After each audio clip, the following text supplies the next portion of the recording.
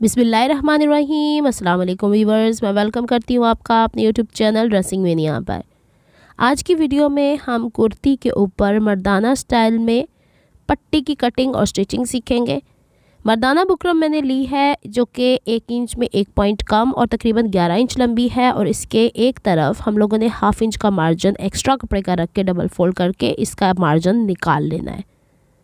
एक चीज़ यहाँ पे जहन में रखिएगा कि लंबाई के रुख पे मैंने इसके कपड़े की लंबाई ली है, और यहाँ पे जो इसकी लेंथ है वो 11 इंच है और दूसरी पट्टी 13.5 इंचज़ लॉन्ग होगी। उसकी विड्थ थोड़ी सी चेंज है, वो जब मैं वो पट्टी तैयार कर लूँगी ऑफ द कैमरा तो उसकी मेजरमेंट्स आपसे शेयर कर दूँगी। फोल्डिंग मेथड सेम रहेगा। हाफ इंच का मार्जिन हमने बुकरम के ऊपर इस तरीके से फोल्ड करना है, और फिर इसे मज़ीद एक दफ़ा और हल्का सा स्ट्रेच करने के बाद, बहुत ज़्यादा नहीं, हल्का सा स्ट्रेच करने का फ़ायदा ये होगा कि कहीं ना कहीं जो छोटी मोटी झोल इसमें रह जाती है वो निकल जाएगी।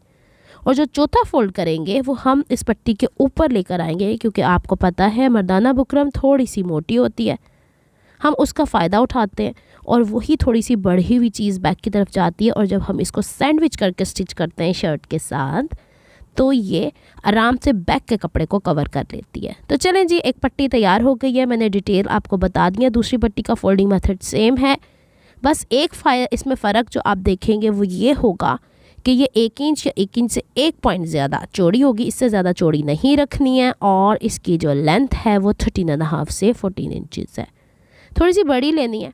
अब यहाँ पे शर्ट का फ्रंट पीस हम लोगों ने शर्ट की कटिंग ऑलरेडी सीखी हुई है। ये एक सीक्वेंस से सीरीज़ लेके चल रही हूँ मैं, आपको मर्दाना टाइप कुर्ती जो गर्ल्स की बनती है वो सिखाने की कोशिश कर रही हूँ।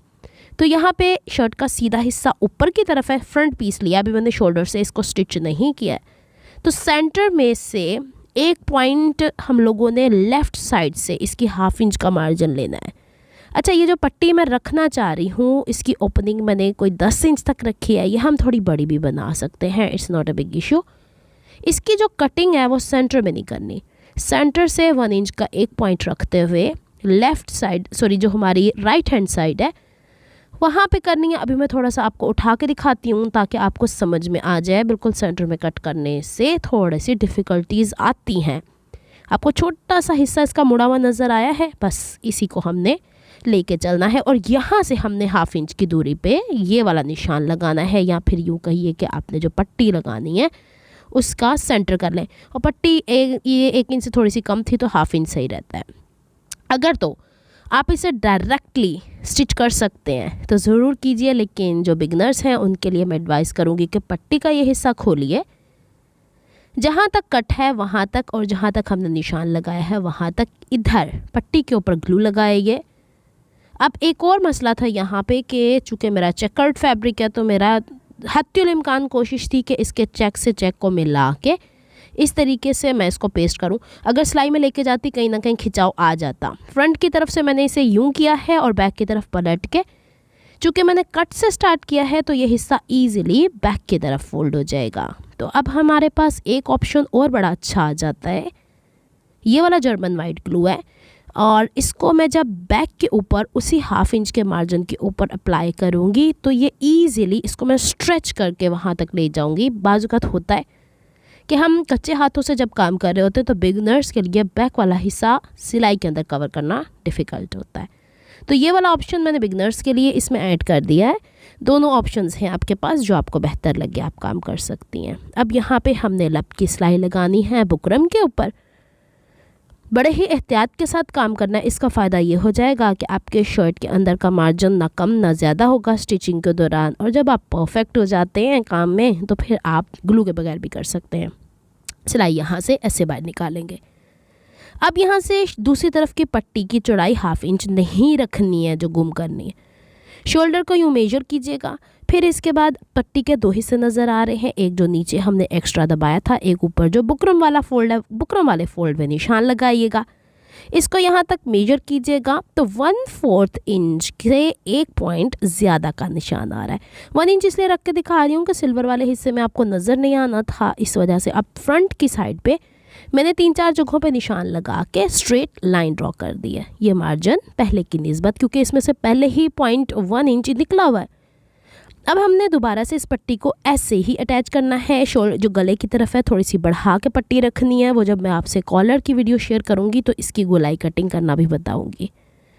जब हमने इसे यहाँ तक पेस्ट कर लिया तो जहाँ तक हमारा पहला कट था वहाँ पे नीचे वाला कपड़ा थोड़ा सा मार्जिन रखने के बाद, ताकि फोल्डिंग ईजी हो, हम लोगों ने यहाँ पे अब कट कर देना है।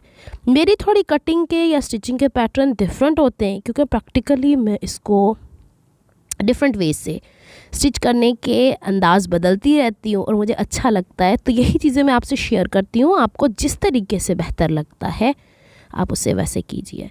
अच्छा जी, अब इसको हम बैक की तरफ लेकर जाएंगे और यहाँ पे हम लोगों ने कट लगाया ही इसीलिए कि ये वाला हिस्सा आधा इंच बैक की तरफ कवर कर दें और इसको भी हल्का सा स्ट्रेच देंगे। स्ट्रेच दे के जो पोजीशन होती है वहाँ पे ग्लू कर देंगे। ग्लू का फ़ायदा मुझे तो बड़ा ही अच्छा लगा है।